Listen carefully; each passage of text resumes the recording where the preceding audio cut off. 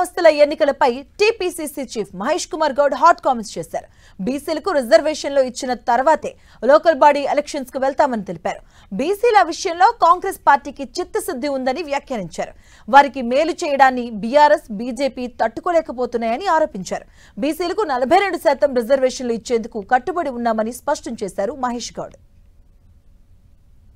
BJP BRS party లోపాయకారి ఒప్పందంలో ఉండి ఇవాళ బీసీలకి రావాల్సినటువంటి నోటి కార్డు ముద్దని తలదన్న విధంగా వ్యవహరించిన పార్టీలు బీజేపీ బీఆర్ఎస్ పార్టీ.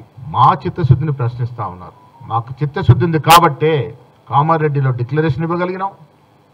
అధికారం రాగానే చక్కచక్క దీని మీద చర్యలు చేయగలిగినాం. 3 చట్టాలు తీసుకెళ్ళగలిగినాం.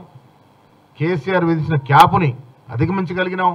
ఏది ఏమైనా మా రాహుల్ గాంధీ గారి యొక్క ఆశయాన్ని ఈ రాష్ట్రంలో రేవంత్ రెడ్డి గారు, బట్టి విక్రమార్క గారు, మా మంత్రివర్గ సభ్యులు, మేమందరం కూడా ఇంకా ఎన్ని ఆప్షన్స్ ఉన్నా అవైల్ చేసుకుని తుదకి 42% రిజర్వేషన్ ఇచ్చే ప్రయత్నం, ఇచ్చిన తర్వాత ఎన్నికలు పోయే ప్రయత్నం చేస్తాం.